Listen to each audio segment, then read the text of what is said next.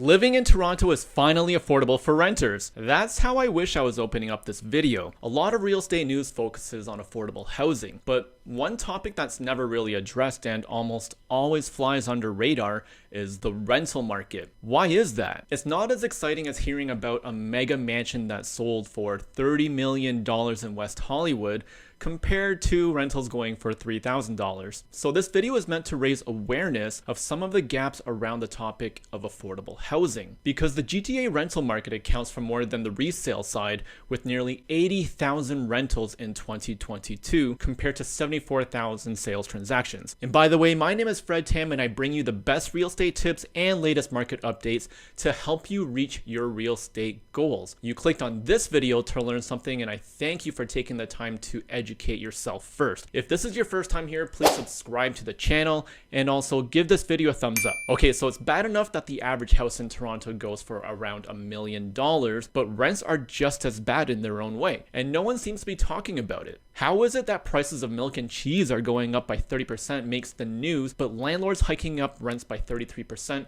is almost unheard of in news stories about housing affordability? So here's what you need to know. The truth is that rents increase over time because landlords increase the rent. Thanks for watching. I hope you learned something new, and don't forget to subscribe. Okay, this isn't the end of the video. Keep watching. Rents have been going up so much, in fact, that renters of 2-bedroom condo units are beginning to downsize to smaller units with maybe just 1 bedroom. Why? Not because the time has come to move into a smaller home, but because rents have gone up 18% in the last year, the highest level ever in the last 2 decades. So their dollar can only afford a smaller square footage. The Canadian Mortgage and Housing Corporation showed that last year, the average rent for vacant 2-bedroom units in Toronto were listed at $400 more than those already rented out. That's an extra $4,800 a year in additional rent for someone looking to move. So for example, if someone was renting at $2,500 a month and they had to move to a similar sized home, they would be shocked to find out they'd have to pay about $400 more per month in rent. In fact, the average rent for a 2-bedroom apartment reached an all-time high last year, and even at the time of making this video, I'm not even joking, rents are still going up every month at what seems to be $50 and $100 increments, like it's a poker game or something.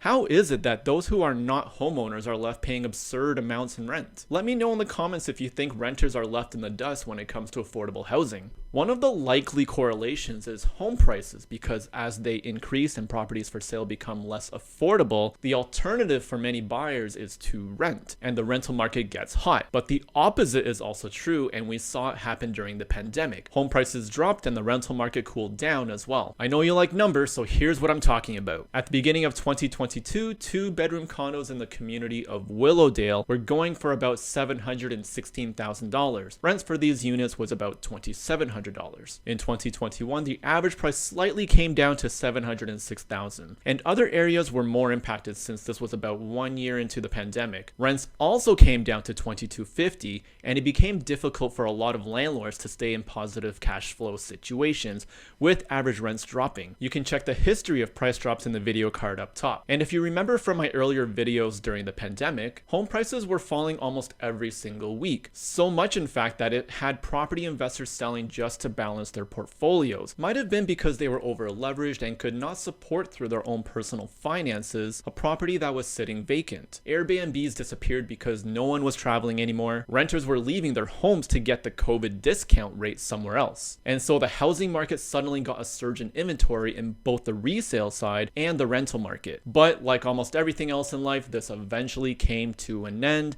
because as COVID measures loosened up and people started to travel again in 2021 and 2022, things went back to normal. And this normalcy that everyone wanted ended up creating a strong housing market. At the beginning of last year, the average price was up 18.5%, with 2-bedroom condos selling for $837,000. That's a massive jump in a short period of time, almost as if the market was playing catch up or something. But guess what? Rents also went up 18% to $2,650. That's a $400 increase in just 1 year. So throughout last year, home prices came down and so did rents. Inflation got out of hand and the government did its thing. And in my last video, I talked about how even though home prices are down, interest rates balanced out the difference, almost negating any real savings, which is why I always say timing the market does not work. Watch the video up top in case you missed it. Today, the average price stands at $823,000. Not a big difference from a year ago. That's good, right? Home buyers are on track with affordable housing, but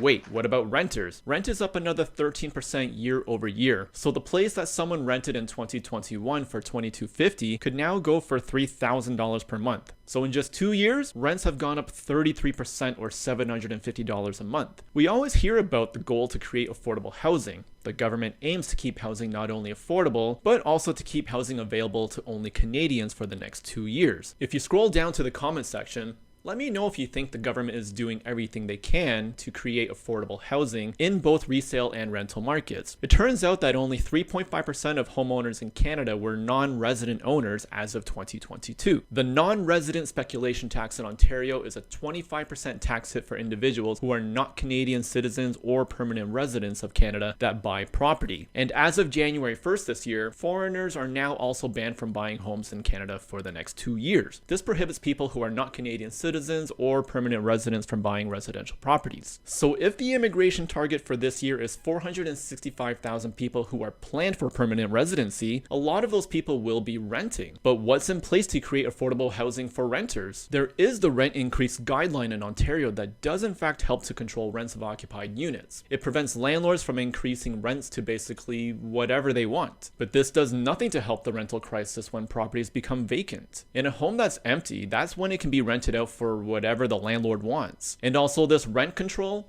doesn't apply to all housing. New buildings, additions to existing buildings, and most new basement apartments that are occupied for the first time for residential purposes after November 15th, 2018 are exempt from rent control, which means that once a year a landlord can raise the rent by as much as they please. So if they want that 33% jump in rental income, I'm willing to bet that some of them will find a way to get it. If we fast forward 10 years from now, more housing supply will likely become available with the increase in construction and gentrification. The bottom line is the amount of supply that's being injected into the market will never keep up with the population growth, and also none of those new homes will be under rent control. And let me know in the comments if you think that's something that the government should have under their radar. I hope this video was insightful and you learned something, and if you did, be sure to subscribe to my channel for more updates to find out what's happening with the Toronto and Canadian real estate market. If you found this video helpful, share it with someone you know. Thank you for watching, and I'll see you in the next video.